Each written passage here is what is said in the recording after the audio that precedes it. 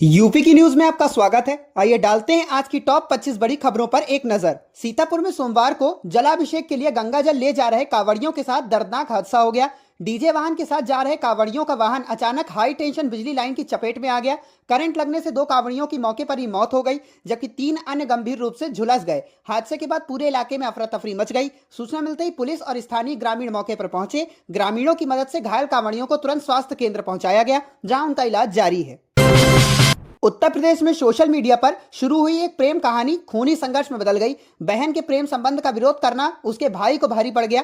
आरोप है कि आजमगढ़ से अपनी प्रेमिका से मिलने आए युवक ने गुस्से में कुदाल से प्रेमिका के भाई पर हमला कर दिया। हमले में किशोर गंभीर रूप से घायल होकर लहूलुहान हो गया। ग्रामीणों ने उसे तुरंत अस्पताल पहुंचाया और आरोपी युवक को पकड़कर पुलिस के हवाले कर दिया। डॉक्टरों ने घायल की गंभीर हालत को देखते हुए उसे देवरिया मेडिकल कॉलेज में गोरखपुर रेफर कर दिया है। पुलिस पूरे मामले की जांच में जुटी हुई है। दिल्ली मेरठ मार्ग पर उस समय हंगामा खड़ा हो गया जब तेज रफ्तार एम्बुलेंस की टक्कर से एक कांवड़ खंडित हो गई। घटना से नाराज श्रद्धालुओं ने सड़क पर प्रदर्शन शुरू कर दिया और यातायात पूरी तरह बाधित कर दिया। सूचना मिलने पर प्रशासनिक अधिकारी मौके पर पहुंचे और समझाइश के बाद स्थिति को नियंत्रित किया।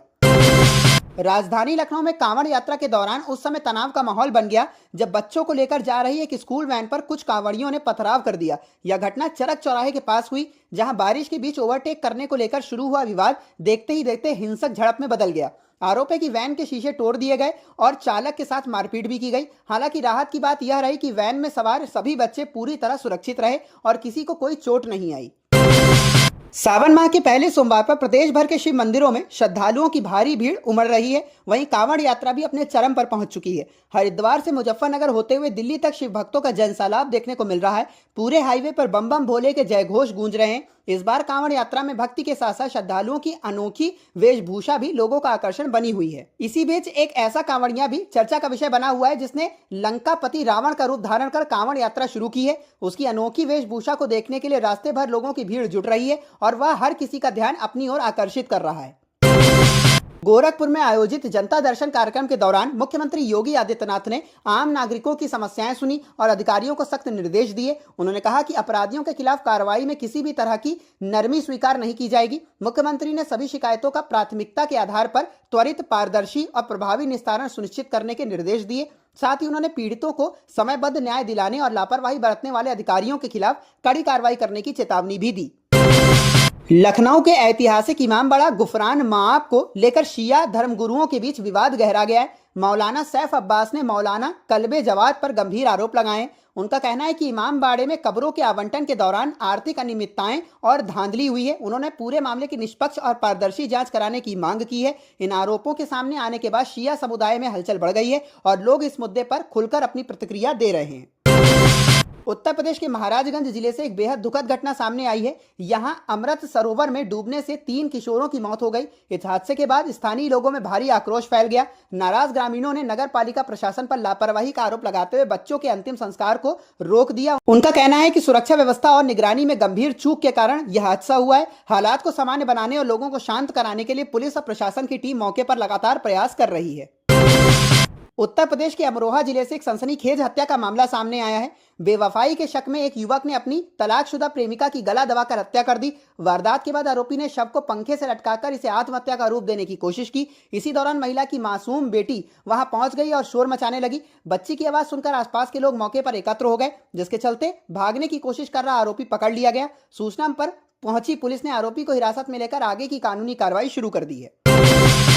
लखनऊ के चर्चित अंजलि हत्याकांड में पुलिस जांच के दौरान चौंकाने वाला खुलासा हुआ है। मामले की पड़ताल के बाद पुलिस ने मृतका के पति और उसकी प्रेमिका को गिरफ्तार कर जेल भेज दिया है। पूछताछ में आरोपी पति ने अपना अपराध स्वीकार करते हुए बताया कि उसने पहले से ही पत्नी की हत्या की साजिश बनाई थी। हत्या के बाद उसने पत्नी के सभी गहने उतारकर अपनी प्रेमिका को दे दिए थे। पुलिस ने आरोपी की निशानदेही पर जेवरात बरामद कर लिया और मामले में आगे की कानूनी कार्रवाई जारी है। गोरखपुर में वेतन में कथित कटौती के विरोध में सोमवार सुबह सिटी बस चालकों और परिचालकों ने प्रदर्शन शुरू कर दिया। इसके चलते सुबह 5 बजे से डिपो से बसों का संचालन बंद रहा और करीब 6 घंटे तक शहर की बस सेवा प्रभावित रही। इस दौरान 4000 से अधिक यात्रियों को भारी परेशानियों का सामना करना पड़ा। बाद में सुबह करीब 11 बजे क्षेत्रीय प्रबंधक लव कुमार सिंह के आश्वासन के बाद प्रदर्शन समाप्त हुआ और शहर में बसों का संचालन फिर से शुरू कर दिया गया। कांवड़ यात्रा को ध्यान में रखते हुए मेरठ से उत्तराखंड तक यातायात व्यवस्था में बड़ा बदलाव किया गया है। प्रशासन ने राष्ट्रीय राजमार्ग 58 पर मेरठ के परतापुर से उत्तराखंड सीमा तक एक लेन पूरी तरह कांवड़ियों के लिए आरक्षित कर दी है। वहीं दूसरी लेन पर सामान्य वाहनों के लिए दो तरफा यातायात व्यवस्था लागू कर दी गई है। प्रशासन का कहना है कि इस व्यवस्था का उद्देश्य कांवड़ियों की सुरक्षा सुनिश्चित करना और हाईवे पर ट्रैफिक को सुचारू बनाए रखना है। उत्तर प्रदेश में हाई अलर्ट के बीच अयोध्या स्थित राम मंदिर परिसर की सुरक्षा में बड़ी चूक सामने आई है। प्रतिबंधित क्षेत्र कुबेर टीला तक दो संदिग्ध युवक पहुंच गए। सीसीटीवी फुटेज में दोनों को संदिग्ध परिस्थितियों में घूमते हुए देखने के बाद सुरक्षा कर्मियों ने तत्काल उन्हें पकड़ लिया। शुरुआती जानकारी के अनुसार दोनों युवक मजदूरों के आने जाने के लिए बनाए गए विशेष प्रवेश द्वार का इस्तेमाल कर परिसर के अंदर पहुंचे थे। घटना की गंभीरता को देखते हुए पुलिस और सुरक्षा एजेंसियां दोनों से गहन पूछताछ कर रही है। फ्रेंडशिप डे के मौके पर उत्तर प्रदेश के दो अलग अलग जिलों में दोस्ती को शर्मसार करने वाले मामले सामने आए हैं। बरेली में एक व्यक्ति पर अपने ही दोस्त की पत्नी से छेड़छाड़ करने और विरोध करने पर जान से मारने की धमकी देने का आरोप लगा है। वहीं मैनपुरी में एक युवक ने बीमा की मोटी रकम हासिल करने की लालच में अपने ही दोस्त की सड़क दुर्घटना में हत्या कराने की साजिश रची। दोनों मामलों में पुलिस ने कार्रवाई शुरू कर दी है और जांच जारी है। सावन के पहले सोमवार पर मलिहाबाद के कसमंडी कला गांव में उस समय माहौल तनावपूर्ण हो गया जब लाखन आर्मी के राष्ट्रीय अध्यक्ष सूरज पासी अपने सैकड़ों समर्थकों के साथ विवादित स्थल की ओर बढ़े। वे 108 गांवों से लाए गए पवित्र जल और मिट्टी से वहां जलाभिषेक करने के उद्देश्य से दोपहर करीब 12 बजे पहुंचे थे। इस दौरान क्षेत्र में अचानक हलचल बढ़ गई। हालात को देखते हुए कानून व्यवस्था बनाए रखने के लिए मौके पर भारी संख्या में पुलिस बल तैनात किया गया। उत्तर प्रदेश के मथुरा जिले के थाना हाईवे क्षेत्र से एक सनसनीखेज हत्या का मामला सामने आया है। प्रेम संबंध का विरोध करने पर प्रेमिका के भाई की बेरहमी से हत्या कर दी गई। सूचना मिलते ही पुलिस मौके पर पहुंची और जांच शुरू की। तलाशी के दौरान आरोपी के घर के पास से मृतक का खून से लथपथ शव बरामद किया गया। पुलिस ने शव को कब्जे में लेकर पोस्टमार्टम के लिए भेज दिया है और आरोपी की गिरफ्तारी के लिए संभावित ठिकानों पर लगातार दबिश दी जा रही है। श्यामनगर में पीएससी पुल के पास सोमवार सुबह करीब 11 बजे दिन दहाड़े लूट की बड़ी वारदात हुई। दो बदमाश घर में घुस गए और तमंचे के बल पर लाखों रुपए की नकदी तथा कीमती जेवर लूटकर फरार हो गए। इस घटना के बाद पूरे इलाके में दहशत का माहौल है। सूचना मिलने पर पुलिस मौके पर पहुंची और आसपास लगे सीसीटीवी कैमरों की फुटेज खंगालते हुए आरोपियों की तलाश में जुट गई है। उत्तर प्रदेश के हरदोई जिले में गंगा स्नान के दौरान बड़ा हादसा हो गया। गहरे पानी में चले जाने से 3 युवक डूब गए। तीनों चौसार गांव के रहने वाले बताए जा रहे हैं, जिनकी पहचान 20 वर्षीय नारद, ऋषि और 21 वर्षीय शिवम के रूप में हुई है। जानकारी के अनुसार कन्नौज में जलाभिषेक करने के बाद लौटते समय वे गंगा में स्नान कर रहे थे। स्थानीय गोताखोरों ने शिवम को सुरक्षित बाहर निकाल लिया, लेकिन नारद और ऋषि का अब तक कोई पता नहीं चल सका है। पुलिस और प्रशासन की टीम मौके पर मौजूद है, जबकि एसडीआरएफ लापता युवकों की तलाश में जुटी हुई है। उत्तर प्रदेश के हाथरस जिले से एक छात्रा की प्रताड़ना का मामला सामने आया है। मनचले की लगातार हरकतों से परेशान होकर छात्रा को अपनी पढ़ाई बीच में छोड़नी पड़ी। पीड़िता का आरोप है कि एक युवक पिछले 2 वर्षों से उसका लगातार पीछा कर रहा था। वह रास्ता रोकता, फप्तियां कसता और आए दिन उसे परेशान करता था। लगातार मिल रही धमकियों और मानसिक उत्पीड़न से तंग आकर छात्रा ने कॉलेज जाना बंद कर दिया। शिकायत मिलने के बाद पुलिस ने मामला दर्ज कर आरोपी के खिलाफ कानूनी कार्रवाई शुरू कर दी है। आगरा में एक पत्थर कारोबारी की विदेश में कार्यरत बेटी की 4 करोड़ रुपए में हुई शादी महज 7 महीने के भीतर टूट गई। पीड़िता का आरोप है कि हैदराबाद स्थित उसके ससुराल पक्ष ने 1 करोड़ रुपए अतिरिक्त दहेज की मांग को लेकर उसे शारीरिक और मानसिक रूप से प्रताड़ित किया। आरोप है कि प्रताड़ना की इंतहा तब हो गई जब गर्भवती होने के बावजूद उसका जबरन गर्भपात करा दिया गया। पीड़िता की शिकायत पर पुलिस ने मामला दर्ज कर जांच शुरू कर दी है। बरहन क्षेत्र से एक छात्रा के साथ दुष्कर्म का गंभीर मामला सामने आया है। आरोप है कि स्कूल से लौटते समय छात्रा को झांसा देकर बाइक पर बैठाया गया और सुनसान स्थान पर ले जाकर उसके साथ दुष्कर्म किया गया। पीड़िता के मुताबिक घटना के दौरान एक आरोपी ने दुष्कर्म किया, जबकि दूसरे आरोपी ने पूरी वारदात का वीडियो बना लिया। इसके बाद वीडियो वायरल करने की धमकी देकर छात्रा को लंबे समय तक चुप रहने के लिए मजबूर किया गया। शिकायत मिलने के बाद पुलिस ने मामला दर्ज कर लिया है और आरोपियों की तलाश के साथ आगे की कानूनी कार्रवाई शुरू कर दी है। बदायूं के बिनावर क्षेत्र में सोमवार सुबह कासगंज बरेली पैसेंजर ट्रेन के इंजन में अचानक आग लग गई। हालांकि लोको पायलट की सतर्कता और त्वरित सूझबूझ से समय रहते स्थिति पर काबू पा लिया गया, जिससे एक बड़ा रेल हादसा टल गया। ट्रेन में सवार सभी यात्री सुरक्षित बताए जा रहे हैं। घटना के चलते कुछ समय तक रेल यातायात प्रभावित रहा। रेलवे प्रशासन ने आग लगने के कारणों की जांच शुरू कर दी है। उत्तर प्रदेश के गाजियाबाद जिले से सामूहिक दुष्कर्म का एक सनसनीखेज मामला सामने आया है। आरोप है कि 10वीं कक्षा की एक छात्रा का अपहरण कर उसे चलती कार में करीब 7 घंटे तक बंधक बनाकर सामूहिक दुष्कर्म किया गया। वारदात के बाद आरोपी उसे NH9 पर छोड़कर फरार हो गए। राहगीरों की मदद से पीड़िता अगले दिन अपने घर पहुंच सकी। परिजनों की शिकायत पर पुलिस ने तत्काल मामला दर्ज किया और कार्रवाई करते हुए 2 आरोपियों को गिरफ्तार कर लिया है।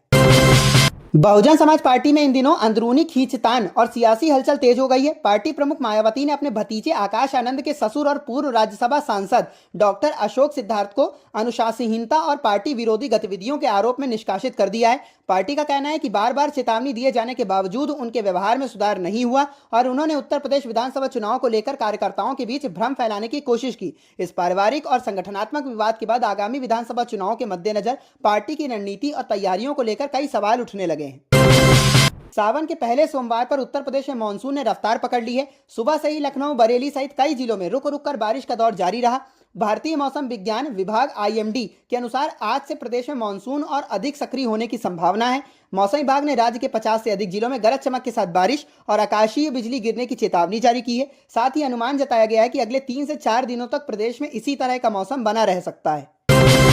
गोरखपुर में समय पर वेतन भुगतान की मांग को लेकर सोमवार को इलेक्ट्रिक सिटी बसों के कंडक्टर हड़ताल पर उतर आए। उन्होंने महेसरा स्थित चार्जिंग स्टेशन पर बसें खड़ी कर दी और वहीं धरना शुरू कर दिया।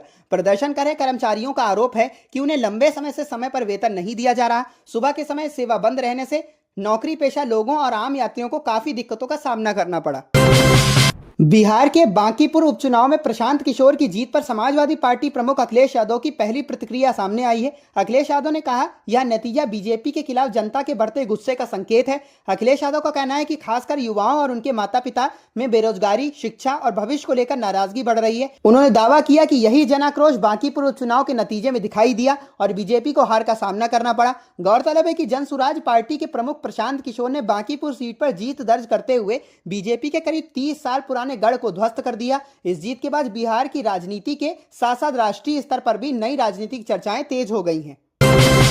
अमरोहा विधानसभा सीट को लेकर 2027 चुनाव से पहले सियासी हलचल तेज हो गई है। 6 बार विधायक रह चुके समाजवादी पार्टी के वरिष्ठ नेता महबूब अली एक बार फिर चुनावी मैदान में उतरने की तैयारी में है। राजनीतिक विश्लेषण के अनुसार इस सीट पर समाजवादी पार्टी का मजबूत आधार है, लेकिन भारतीय जनता पार्टी और बहुजन समाज पार्टी भी इस बार पूरी ताकत से मुकाबले की तैयारी कर रही है। ऐसे में अमरोहा सीट पर त्रिकोणीय मुकाबले के आसार बताए गए हैं। सबकी नजर 2027 के विधानसभा चुनाव पर है। क्या महबूब अली अपना दबदबा बरकरार रख पाएंगे या बीजेपी और बसपा इस बार बड़ा उलटफेर करेंगी? इसका फैसला जनता के वोट से होगा। उत्तर प्रदेश में बुर्का पहनकर कांवड़ यात्रा करने वाली महिला का मामला अब प्रशासन तक पहुंच गया है। वायरल वीडियो सामने आने के बाद जिला प्रशासन ने पूरे मामले का संज्ञान लेते हुए नोटिस जारी किया है और संबंधित महिला से स्पष्टीकरण मांगा है। प्रशासन का कहना है कि यह जांच की जा रही है कि महिला की पहचान क्या है, वह किन परिस्थितियों में कांवड़ यात्रा में शामिल हुई और वायरल वीडियो से जुड़ी सभी जानकारियों का सत्यापन किया जा रहा है। जांच रिपोर्ट के आधार पर आगे की कार्रवाई की जाएगी। इस घटना का वीडियो सोशल मीडिया पर तेजी से वायरल हो रहा है। मामले को लेकर अलग अलग तरह की प्रतिक्रियाएं सामने आ रही हैं, जबकि प्रशासन ने लोगों से अफवाहों पर ध्यान न देने और आधिकारिक जानकारी का इंतजार करने की अपील की है। उत्तर प्रदेश सरकार ने अनुपूरक बजट पेश करने के तुरंत बाद बड़ा प्रशासनिक फेरबदल किया है। सरकार ने 13 IAS अधिकारियों का तबादला करते हुए कई वरिष्ठ अफसरों को नई जिम्मेदारियां सौंपी हैं। इस फेरबदल में गोरखपुर, बरेली, प्रयागराज और बस्ती मंडलों के नए मंडलायुक्त नियुक्त किए गए हैं। वहीं कई सचिव स्तर के अधिकारियों और प्रमुख विभागों में भी तबादला किया गया है। प्रमुख सचिव रविंद्र को मौजूदा जिम्मेदारियों के साथ राज्य कृषि उत्पादन मंडी परिषद के निदेशक का अतिरिक्त प्रभार भी दिया गया। सरकार का कहना है कि यह प्रशासनिक बदलाव शासन व्यवस्था को और अधिक प्रभावी तथा तेज बनाने के उद्देश्य से किया गया है। माना जा रहा है कि आने वाले समय में विकास कार्यों और प्रशासनिक दक्षता को बेहतर करने के लिए यह फेरबदल अहम साबित होगा। योगी सरकार ने अनुपूरक बजट 2026 से 27 में किसानों और पशुपालकों के लिए कई बड़ी घोषणाएं की हैं। सरकार ने खेती की लागत घटाने और किसानों की आय बढ़ाने के उद्देश्य से डेयरी, बीज और जैविक खाद से जुड़ी योजनाओं के लिए अतिरिक्त बजट का प्रावधान किया है। बजट में सबसे ज्यादा फोकस 150 करोड़ रुपए के नंद बाबा दुग्ध मिशन पर किया गया है। इसके जरिए गाँव में डेयरी नेटवर्क मजबूत होगा, दूध खरीद केंद्र बढ़ेंगे और पशुपालकों को अपनी उपज का बेहतर दाम मिलने की उम्मीद है। इसके अलावा प्रमाणित बीजों पर अनुदान, मुख्यमंत्री किसान कल्याण योजना और वर्मी कंपोस्ट व जैविक खाद को रियायती दरों पर उपलब्ध कराने के लिए भी अतिरिक्त धनराशि का प्रस्ताव रखा गया है। सरकार का दावा है कि इन योजनाओं से किसानों की लागत कम होगी और उनकी आमदनी बढ़ेगी।